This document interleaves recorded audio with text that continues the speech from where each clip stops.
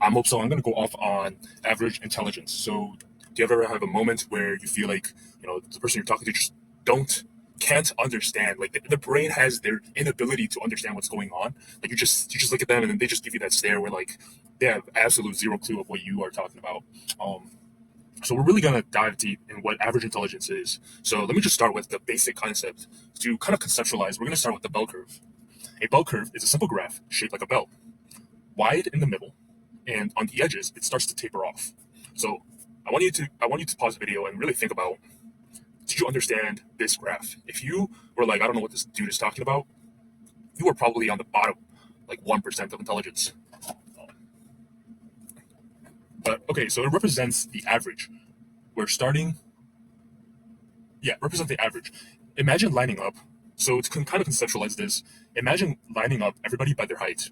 For men, they will cluster around the average height of 6'5". So if you are like 6'1" and below, like you are a midget, you're an imp. I'm absolutely kidding, by the way. I think the average height is like 5'10", 5'9" for men. And so, yeah. So if you see someone who's like 7 feet tall, you're gonna be like, dude, this guy is definitely really, really tall. And for the opposite side, you're gonna see someone who's like, you see a man that's like, I don't know, 4'11", and you're gonna be like, oh, this person's like a midget or like a man child. And so it's gonna kind of throw off your perspective. And so that's kind of important because average really means like what you are used to, what you can perceive as conceptually normal. So what does average really mean for in terms of intelligence? So to kind of conceptualize this, 68% of people fall within one standard deviation of average IQ, meaning most people are not geniuses or intellectually. Percent of people fall within one standard deviation of average IQ, meaning most people are not geniuses or intellectually disabled. So to kind of conceptualize what this means is, if you can perceive someone, you can understand what they're saying, they're probably within your realm of intelligence. So you see someone by the street and you're like, oh, this guy's stupid as like you have a friend who's like super stupid and like he does the dumbest stuff ever. You are probably within that deviation of intelligence. You're probably almost as stupid as him to a bystander or a different a third party. Whereas maybe the person who you thought is the smartest person ever, you're like, oh, this guy sounds like he's a genius. To a bystander, maybe you guys are not too far away. So that's kind of important to conceptualize because that also kind of explains that, you know, the greater the deviation, the harder you are going to be able to perceive someone's like actual intelligence. So for example, like, yeah, I'm just gonna go on.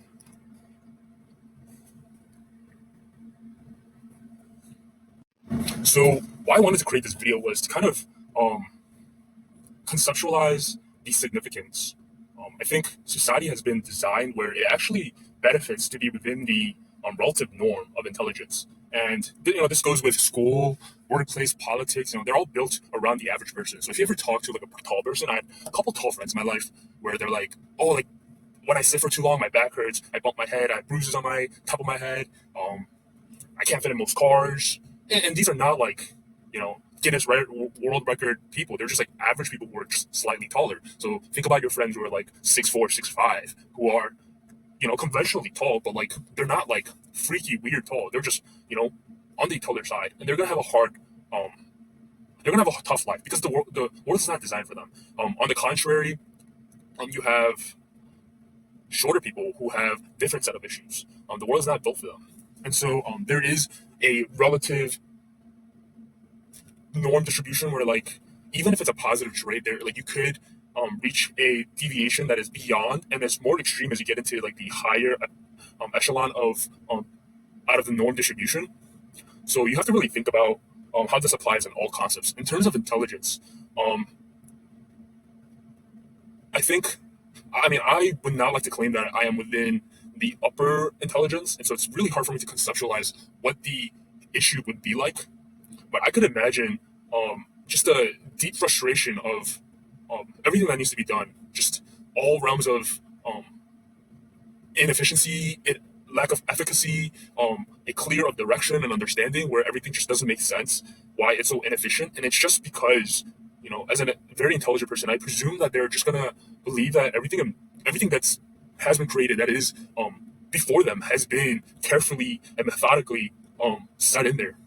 But you're gonna really, on the contrary, you're gonna see that like we have advanced civilization without even understanding how to use our vocabulary effectively. And I always talk about this. Like, I even now I can't conceptually even like imagine how we've got this far as a civilization or as a race without the majority of the people even understanding their own native language. And I'm not even talking about like the diversity or the quantity of language, but really like honing down how to articulate very complex ideas and thoughts within your own native language.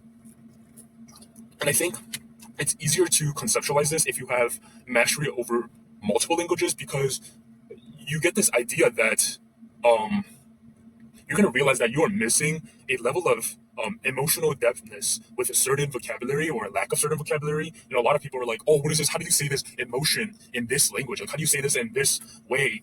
And people find a lack of words to kind of put together due to the lack of combination of words. And I think that that very grotesque lack of definition and delineation and specification of these words is what's poisoning our ability to advance in terms of cognitive um, abilities. And I think part of intelligence is, I think there's a level of, I think there's like a duality of intelligence, like realized intelligence, meaning, yeah, it might be within your brain, you might be very intelligent, but if you can't actualize it, you know, there's no point of actually having this level of intelligence. And I think that's very, very important. People like people who are savants, I can imagine their ability to perceive something at a very detailed and complex way, but they might lack the vocabulary to actually articulate and to actualize their intelligence. And I think that is also a limit to how um, we're able to, you know, actualize their intelligence. So like, I mean, a perfect example is like a coder. You know, they have this like very complex mathematical understanding of like, you know, data. And you know, I don't have coding background, but this like net database, networking, and all these complex structures within the digital world. But maybe they have a, you know, like all these complex words like interoperability. But how do they describe the significance to a person who of the average intelligence, and to support and to really clarify why it is important. So if you really think about, you know, um, things that, so to kind of go back, like we imagine innovation to be the most significant qualifying factor of innovation. We anticipate it to be efficacy, efficiency, or performance, or within those realms of categorical data to quantify a level of significance. But I think there are nuanced factors like marketing and verbalized verbalized expression to kind of show and indicate, or not particularly indicate, but to demonstrate or to sell a idea.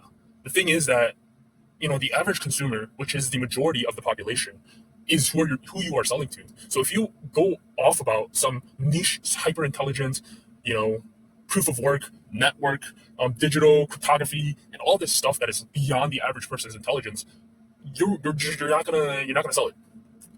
Um, but if you understand your you know, your audience, which if you generalize them, it's relatively, it's not a um, it's not like a, you're not, you know, your general audience is pretty generic. And what I mean is, you have to be able to, I guess to best conceptualize this is like when blogs are written, there is like an indicator of the average readability score, and a lot of these blogs attempt to have their readability score be within sixth to eighth grade. And I think the significance of this indicator is to help align the general audience and the consumer of the general consumer. And so, like products like Apple, to maximize this indicator, you know, allow them to be super successful, to make a seamless, simple, elegant, I think technology is actually the significance of why they were so successful. And to kind of bring this back to any other concept, for example, like intelligence, the reason why we see so many intelligent people actually having a hard time with life, I think it's for that reason. I think they just, you know, they are within this deviation. They are not within the deviation um, of what they can perceive. And so for them, it's very frustrating.